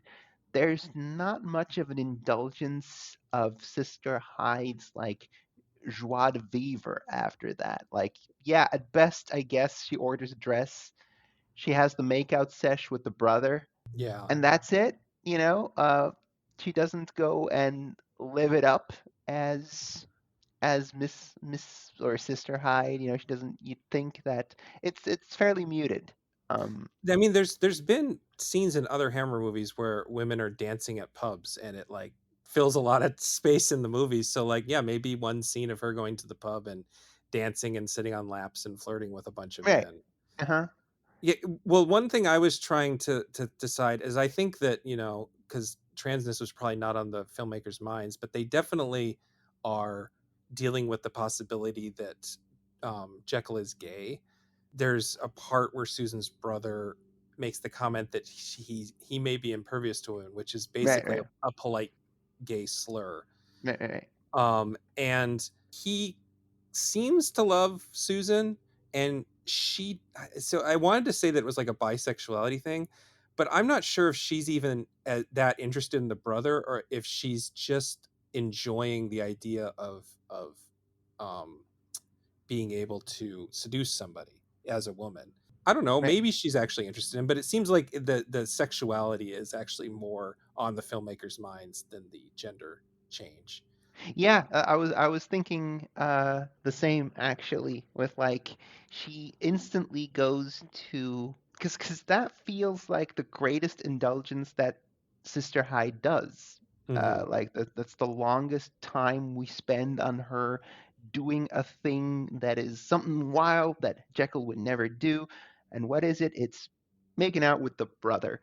So like if we read Hyde as, doing Jekyll what one. Jekyll would never do, indeed in his normal mode, then the movie is just that this is the most that it's giving us. Like, oh, okay, Mhm. making out with the brother is the is the biggest thing that she seems to want to do. So okay, like Yeah. score one for maybe Jekyll is bi or gay. He doesn't seem to. Again, yeah, she orders a dress, but that's more like I found that to be like. Then again, it is a bright red dress. No, but doesn't she make that dress from the drapes? Aren't there like red drapes? Originally, yeah, she has a Yeah. drape. Yeah, yeah. She just likes red. I mean, obviously, red is the Mm, filmmakers are considering that a sinful color, but yeah. right, right. He does have one embarrassing moment where he like becomes her for a split second, and caresses uh the brother's jaw. Yeah, yeah, yeah. And so that was the one thing that made me say, well, maybe it's not just seduction. Maybe this is like actual feelings. I don't know if the filmmakers thought that far ahead, and I was maybe trying to ascribe details and themes that weren't really interesting to them. Yeah, yeah. I think I I think it's interesting that we got to the same conclusion that maybe sexuality was more on the filmmaker's mind, if anything, than gender. Because I think that, especially for the relatively conservative people behind these movies, I mean, fuck, gender and sexuality are different things, and that's like a thing that Hmm. maybe in the last 10 years has gotten into the general consciousness. Yeah, I can't fucking think 1971 schlock merchants would understand the difference here, you know? yeah, And because Roy Ward Baker, he also did the Vampire Lovers, right? yeah. So he So, was, yeah, and he was pushing, and that was one thing about the Vampire Lovers, is that he was pushing for some of that stuff, whereas the other filmmakers were not. right, So yeah. he's got something in mind at least. Hmm. Yeah, for sure. And you can totally tell compared to the Frankenstein Must Be Destroyed, Hmm. that like there is definitely something going on here. Maybe not something in the exact way that gender is being discussed in the 21st century, Hmm. but far more so than even what was it, 5 6 years before that, 67 Yeah, I think yeah, Frankenstein. Yeah. Um, and yeah, now I kind of gotta check. Roy Baker was born in, because you made that comment earlier about Terrence Fisher was born before fucking World War One. yeah. I think uh, Roy Ward Baker was also pretty old. Let me oh, double yeah, check here. 1916. Well, he's Yeah, the Fisher's got a decade on him. He was yeah, born in 1904, but yeah, also pretty old by that time. He was a 70, nearing 70 at that point. But yeah. hmm. Yeah, maybe it made those 10 years made the difference. Yeah, yeah. I mean, a fucking 29-year-old compared to me would be for show different. Yeah. Thought that there was a couple things about the science behind this that I thought were kind of interesting. The end of the movie involves him. He's going to become Hyde forever if he doesn't stop her from killing a virgin. Hmm. It turns out that that's the way you stay a woman forever, is you get the estrogen from a virgin. I feel like this movie in particular could, maybe there's a bazillion newer low budget horror movies I've never seen. I wonder if there is a lower budget horror movie that's sort of like a horror comedy about a trans woman killing people, killing women to harvest their estrogen, but to add to that, that oh, you have to harvest a virgin's estrogen and then you'll make the change permanent, is a particularly dark and silly thing to me that I was. Yeah, that is the most J.K. Rowling Yeah, twist on it. yeah. I mean, if you remade it, it would be like, oh, there's insurance complication. That's actually a. Did you ever read the Immortal Hulk No, comics? no, is that the Al Ewing Hulk? Yeah, there's a character in that who is trans, and she's a supervillain of sorts. But the backstory is that she can't afford her estrogen, so she joins a supervillain group making some sort. I think they're making mutant drugs to make people into like give you Right. temporary superhero or attributes. And in her spare time, she's using the facilities to make her own estrogen. That And is that's, so, how they always joke about like, oh, you couldn't do Breaking Bad in Canada because yeah, yeah, like she can't afford her fucking hormones. I'm like, yeah, God, I think I spend like €5 a year on my hormones. yeah. I It's mean, so funny that that's an actual villain origin. Jesus Christ, you guys are so fucked. dude, I'm telling you, this eye surgery was, I got this cataract surgery, and it's so funny. Two things happen. One is they say, hey, we got three kinds of lenses. One that will keep you nearsighted, one that will make you farsighted, and then there's a third one that will correct your vision, but insurance won't cover that one. So which do you want? And then they say, oh, and you also have to put these eye drops in. You can either get 3 different eye drops that you have to put in 3 different times of the day, or you can get one that mixes all 3, and then you just need to do it once, but insurance doesn't cover that one. It's like, come on, man. Jeez Why are Louise. you nickel and diming this shit? This is dumb. That Well, is so fucking insane. And I it's like we can every make your life slightly better, but we're not spending the money to make it definitively better. You know, we're just going to keep you from dying, but anything beyond that is going to cost you extra. That's incredible, dog. I'm so happy I live in fucking Europe. Yeah, yeah, it's fucked up, but yeah. So anyway, that that was my idea for a remake. But there's a funny thing that happens in this movie where they're trying to explain the science of why the elixir turns males to females, and we get the first inkling when he's testing on insects and the male insect lays eggs, Hmm? but that just brings up more questions because it means that they are both change their sexes and can immaculately concept babies Conceive, yeah. and just lay eggs. So like if Hyde never becomes pregnant, but if she would have sacrificed a virgin and turned permanently into a woman, would she just have babies without like Would she instantly have gotten knocked up?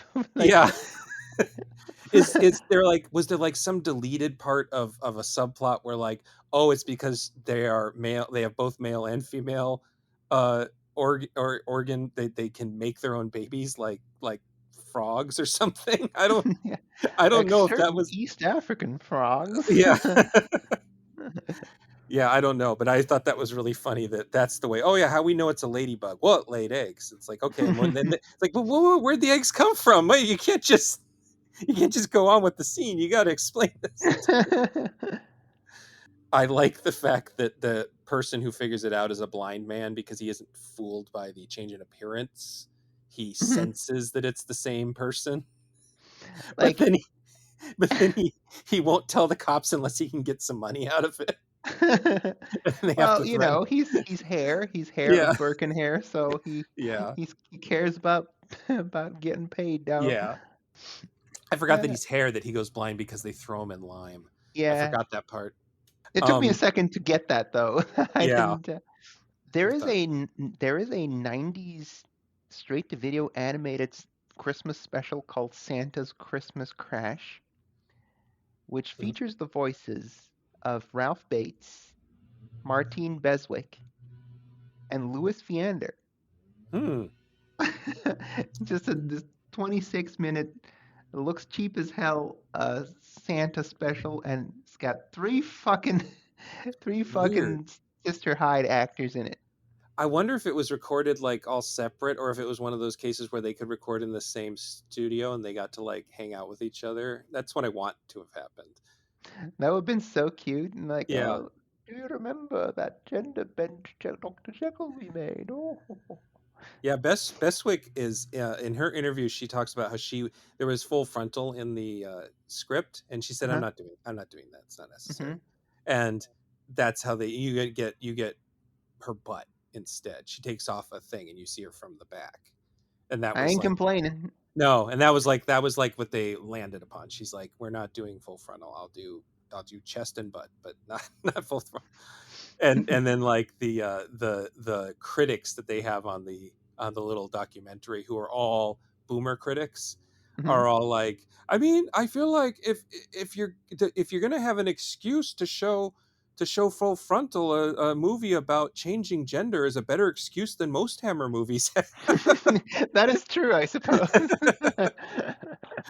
um there's the thing I kind of got is a lot of the time Dr. Jekyll and Mr. Hyde is used as a addiction sort of Hmm. theme, and there is this sort of idea that he is addicted to being a woman and needs to keep doing it. It's Hmm. not really supported by the text, but there's something in the subtext that he just like, well, I have to go kill another person because then I have to do this thing and I have to become a woman to do that. And so I guess I just got to kill another woman to become a woman again. And this kind of, you can kind of read the addiction part into that, but like the idea of being addicted to being a woman, at least being addicted to being feeling free, I guess. Yeah, but like I feel that we didn't, because the movie kind of did lose me near the like around the for the latter half, Hmm.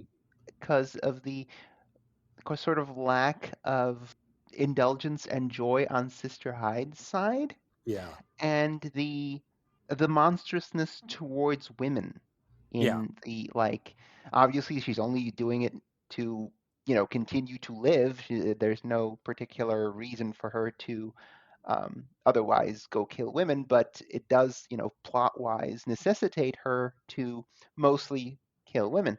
uh, Once she meets, um, what the fuck's her name? Susan, Joey. Mhm. The When she meets Susan, she's like instantly kind of smug and standoffish. Like, ooh, we'll see who wins. I like the brother, and he likes the sister. Ooh. So I'm like, nah, that's no fun. Like she has zero relationships or any positivity toward any other woman in the Hmm. movie. Hmm. So like they're like, oh, that ain't great. That ain't again, I don't mind that she's a bitch, but um, once if you are the trans allegory or like the trans persona that Hmm. we are projecting the transness or the queerness onto, um, there's a lot riding on like what is the movie saying through you, and I think that unfortunately the again I think it's fairly even-handed for a 1971 movie, but the Hmm. fact that you can read it as like, ooh, a trans movie or ooh, a turf movie, and Hmm. the fact that she doesn't seem to particularly like other women, or at least her actions toward every other female character in the movie are unrelentingly negative, be it for plot machination reasons or otherwise, kind of make it, to me at least, not a lot of fun. Like Yeah. there's that first whoo, I have boobs, so they feel up my boobs in the mirror scene, which, hey, great, that's fun, that's lovely to see in a movie. That's definitely something you don't see very much. But then, you know, they don't. That's it. That's where it stops, kinda. It's still a well, handsomely produced, nice variant of a Jekyll and Hyde movie, but uh, I was like, yeah, kind of limited in what I would personally want out of a trans movie. And with you saying, with you saying that, it makes me think of the one scene where she really interacts with another woman who isn't Susan, Right. and this sort of tragedy of her saying, would you walk with me? We shouldn't walk alone Hmm. because there's a killer out there." The filmmakers were like, "Yeah, this is the dark tragedy that's going on." But then, like, you bring up the fact that she doesn't really have any good interactions with women, and that's the closest she gets, and it's just to bait this other Yeah, woman into exactly. Yeah. death. Yeah, that didn't even cross my mind, but yeah, that's kind of a bummer that she doesn't just go hang out with the prostitutes and then her male persona is like, we got to start. Actually, that would be really interesting if she wasn't killing them and they kept the whole two persona thing, and she was like upset about it. But I guess that wouldn't work because she has to kill a virgin to become the ultimate woman. um I've never thought the ending was, it was kind of cool that they have him running around rooftops, and it's kind of cool that when he dies he has like a half woman half man face, Right. even. But there's a lot of Hammer movies just feel like they don't know how to end, and so they Hmm. have sort of Hmm. a action scene out of nowhere. A lot of Hmm. them kind of end that way. Right. Right. Right. This was one of the cheaper ones where we'd had a burning Yeah. castle. Exactly. Yeah. I mean, I really do love the way they use the sets. That Mhm. they're clearly sets and not real locations, but they're so stylish. Something that happens early in the movie is first the opening credits are like something from Days of Our Lives or something. Yeah, I was like, this is a jaunty ass tune. Like Yeah.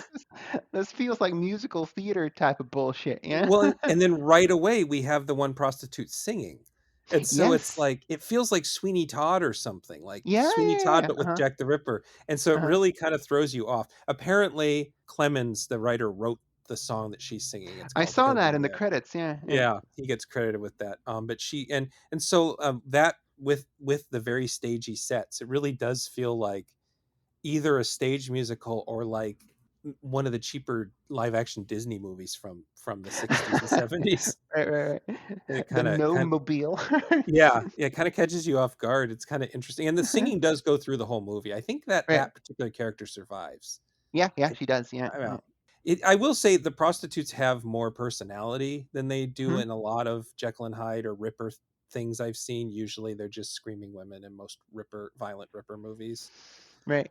which are basically just, they're all proto slashers. The Jack the Mhm. Ripper movies were very they were sort of the beginning of that formula. This movie is apparently rated PG in its original American release. That's Um, wild because there's like straight up boobs in it. yeah, and but there's also like, it's not particularly gory, but it's bloody, and there's Yeah, yeah, blood, yeah. physical blood on boobs, which got you an automatic X rating in Britain with BBFC. I know that that was, as someone who's watched all these documentaries on the video nasties, Mhm. blood on breasts was an automatic Oh, right, right. censorship. That Mhm. was an automatic nope. I don't know why, but that was like automatic nope for them. So, Right, right, right. um, and then oh yeah, so the fact that that was where I was going with this. The fact that the prostitutes have some character to them, there is also a hint of class stuff going on too. Mhm. It's very little, but there's part where Susan's mother, while they're talking, oh, there's been another murder, and Susan goes to the window, and the mother basically flat out says that's not our business. Right, And the right, right. implication is that the wealthy don't care about these prostitutes, and that Susan shouldn't care, and that she needs to focus on rich people or wealthy people things. Mhm, mhm. And I Oh, yeah. so it's another one of those things that the movie kind of hints at and doesn't really get into. But Mhm. I don't know. I think there's a lot of ideas going on, and just probably in the process of being made by guys of a certain age, men of a certain age, and when it was made, and just that it was made quickly. Right. They just don't they're not quite able to explore everything. And I don't know. I think almost every Hammer horror movie I feel like could make a cool remake. Yeah, Um, this one definitely, because like you were already like popping off with like, "Ooh, what if she hangs out with a prostitute?" yeah, And I was like, "Yeah, yeah, like that is like one draft away from being like a really cool movie with like a lot to say about gender." yeah, Because here we're kind of like fishing and like, "Oh, I know, for 1971, that's pretty good." yeah, But yeah.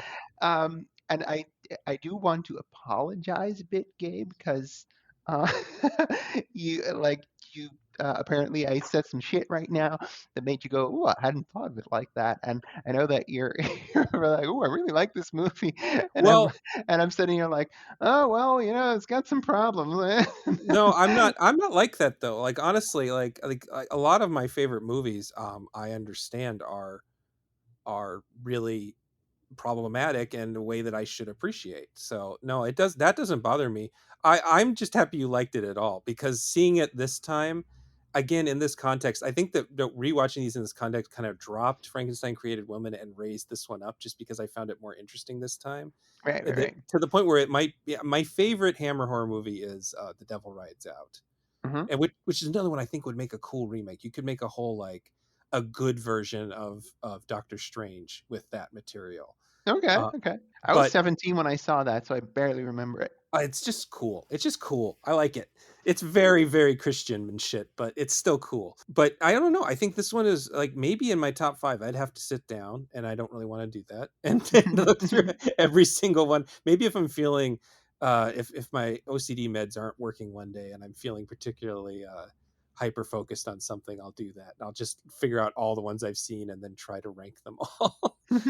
But no, I think this is a really cool movie, and I think that part of it being cool is that it does interesting things with gender and sexual orientation Right, for what what we expect from this time. I mean, 1971, you probably have um, plenty of other European countries doing touching upon this queer stuff in a more serious way.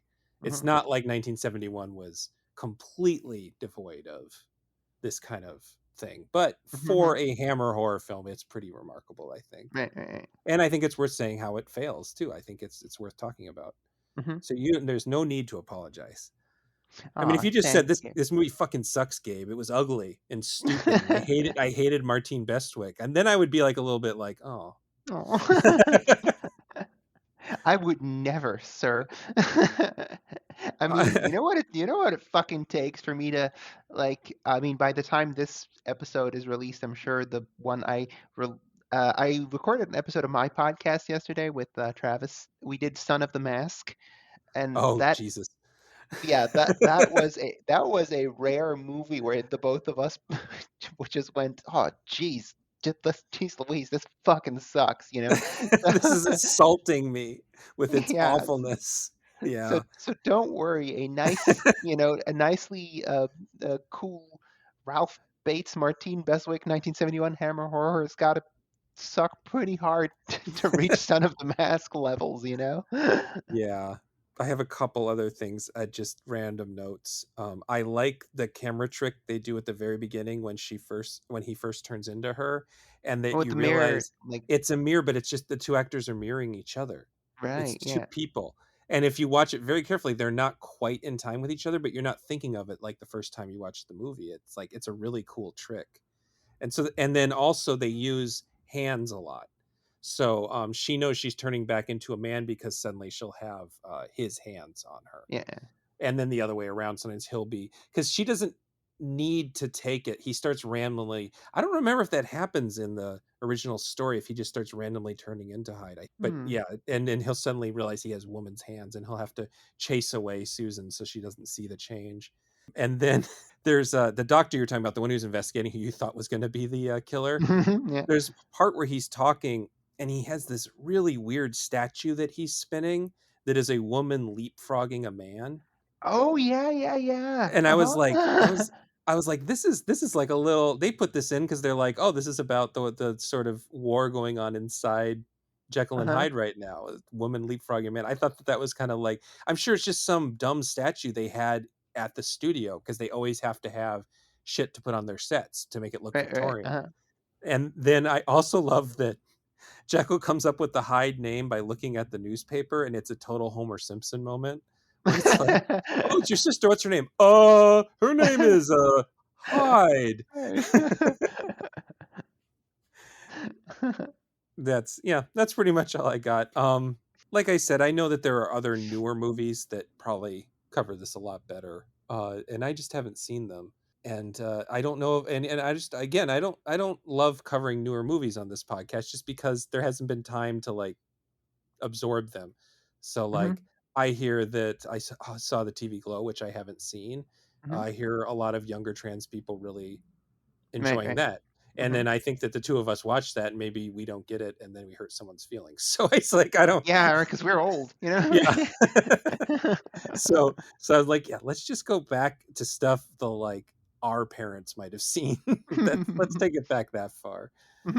Yeah. So I don't know. Do you have any like your like movies that, just in closing, that like made you like your queer can or your trans canon? Is there any like movies that people might have overlooked that you find really interesting from that standpoint? I always enjoyed Disney's Tarzan, Oh, which okay. is very that one was did a number on me. Didn't quite get it as a kid because I wasn't really at the closet, nor did I really understand that I was trans. But it always got me, and I think rewatching it after actually transitioning, I was like, oh shit, they do a lot with like his not belonging with the apes, and like Mm-hmm. there's even a scene where he's like looking at himself in the reflection of a river, and he's like crying, and he's like rubbing mud on his face so that he looks more like a gorilla. And I was like, Mm-hmm. oh shit, damn, that's some hard shit there. I remember, obviously, I've whined about it often enough. The Force Awakens did a lot for me. Mm-hmm. on a very meta level because, like, the biggest thing you can hurl at The Force Awakens is that it's kind of a 2010s blockbuster version of A New Hope, but Hmm. Luke is a girl now. I, I kind of um, I kind of realized that I like The Last Jedi because it's girl Luke kind of dealing with old man Luke, Mm, and old man Luke being like, "You're up next, kid," and gracefully fading away. And I was like, "Oh fuck yeah!" I was always kind of focused on Force Awakens, but then I only recently realized that, like, maybe maybe that's a part of maybe that's part of why Last Jedi works so well on me as well. Like the male persona saying, you know, yeah. "You're up next." What else is there? That Um, I would say yeah, Tarzan is funny you mentioned that because I worked at a daycare when I was hmm, in college. So when I was right. like 19, and we Mhm. the summer program, we took kids to see Tarzan. Oh, And cute. that opening scene, I mean, it's different, it's not the same thing, but that opening scene where they tell sort of like his backstory quickly to the Phil Collins music, Yeah. I suddenly realized I was crying, and I didn't even know why. And like, Simon. yeah, there was just something about that sequence that I was like, "Oh shit, I'm crying in front of the children. I gotta clear myself up here." So yeah, maybe there's something powerful about that movie that it doesn't get credit for. It makes us realize things about ourselves that we're not ready to realize yet. Yeah, no, that is definitely a movie that always hit me. And I'll throw in a last one that maybe doesn't get mentioned very often. True Grit, the Haley Steinfeld Oh, yeah, version. the good version. Yeah. 'Cause like Haley or Maddie she goes off with Rooster on this adventure, Uh-huh. and she just completely blossoms on this adventure. She becomes a different person. She allows herself to be who she wants to be, or maybe she figures out something closer to what she wants to be. Mhm. And it's cut short so dramatically, like Rooster just, drops her off somewhere and to convalesce after the snake bite, Mhm. and she just never regains that joy because she is brought back to normal society where she has to fit in to, Mhm. whatever expectations are placed upon, her being a woman in that time and place in history. And I always felt that True Grit was a bit of a trans tragedy where someone could, or trans or queer, whatever, someone was Mhm. able to be themselves for a brief amount of time until, through no fault of their own and through no ill intent specifically of the person that, that their caregiver, their, 'cause I guess Rooster was their caregiver for a bit, as Close enough. forced to forced to reconform for the rest of Mhm. their lives. And so I was like, oh yeah, damn, that definitely reads a certain way to me. Yeah. Well, that makes me wanna I've watched Last Jedi so many times that I don't really want to rewatch that one. But yeah, I think I'll rewatch True Grit with that in mind. Oh, cool, cool. Uh, yeah, I like that. Okay, well, do you have any other thoughts about these movies? I think I've exhausted my notes. Um, no, I had a good time, and I'm glad to see some. Whenever I'm on a gay podcast, I tend to watch some random ass movies, and I always enjoy that. Take me out Good. of my, not necessarily out of my comfort zone, because I do like Hammer movies, and like Hmm. last time it was sapphic vampire movies, which I'm down for that. Obviously, a theme I enjoy, Yeah, but yeah, some random crap that I will not dig up very quickly. So thank you for that, you're welcome. Gabe. Lovely stuff to consider. Well, share, tell us where we can find you and about talk about your podcast with Travis. Well, I am the co host of Defend Your Trash Movie with Travis Kirkland. We drop a new episode every 2 weeks. You can find us at anchor.fm, or we are on podcasters.spotify.com/pod/show/trash movie pod. Okay, and We, you're gonna have me on someday to talk about Friday the 13th Part 5, or no, Nightmare on Elm Street Part 5. because no one will let me talk about that movie, and I can't find a reason to talk about it on my own podcast. Sure. But Why everybody not? hates it but me. Is that Dream Child? Yes. I don't hate Dream Child. I like That's Dream fucking Child. cool movie, man. It's got some of the Ah. craziest fucking. The one where he It's becomes a sheet of paper and Super right. Freddy tears. Yeah. God damn. Isn't that also the one with the Roach Motel? No, that's the fourth one. That is Okay. the single best thing in any of the movies is the Roach Motel. But it has the part where the woman is forced to eat herself, which is really gruesome, I think. Is Anyway. Dream Child the one with the motorcycle and the Yes. Yeah, yeah. the motorcycle that tears into the dude. Yeah. And it's a cool fucking movie. People should like it. That and Alien Resurrection, but because the new Alien movie came out, I noticed all my Facebook friends rewatching the whole series and going, "This movie's not as bad as I remember it being." So I feel like maybe the tides turned on Alien Resurrection a little bit. Yay! I always liked Alien Resurrection. Yeah, I yeah. was I was always a Resurrection ho. Some sapphic history. I remember watching it and being very uncomfortable with how close Sigourney got with Winona there. Uh-huh. And because and my dad was in the room watching it with me, and I was like, oh boy, this is getting warm in the room It's getting a here. little steamy. I don't know if I want to watch this with my dad. Yeah. And you, as usual, everybody can find me at the Genre Grinder website, where I am still uploading reviews. And our friend Tyler Foster is also doing some reviews for me of stuff I don't feel like covering that he likes. So that's fun for me because I don't have to do it. And then I am on Blue Sky now as Gabe Powers, and I am on Instagram as Genre Grinder Gabe, and there's a Genre Grinder website, or I'm sorry, Facebook. There is technically at Genre Grinder and at Gabe M Powers on Twitter, but those are only for links these days. I am not using Twitter for anything else. And then also, I always forget to tell people, one, that we have a Patreon now, or I have a Patreon now, and that I try to upload early to there. And I really want to thank everybody who has contributed to that, because I do all of this out of pocket. And like I've said before, they are covering the cost of the website now. So I'm not doing that part out of pocket anymore. And so thank you to all of them. And also, find me on Letterboxd. I make some of these lists of the things I'm going to end up doing later on. You might find on my Letterboxd just as Gabe Powers, one word.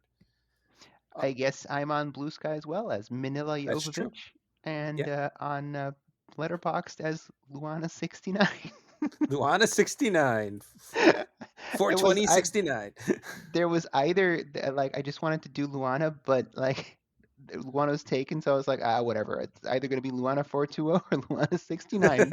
Turns out 69 was the one that wasn't taken yet. Sweet. Nice. Nice. That's right. Nice. Until next time, respect everyone's preferred pronouns, even murderous people possessed by the spirits of their dead lovers. In fact, you should especially respect their pronouns now that I think about it. Goodbye. Goodbye.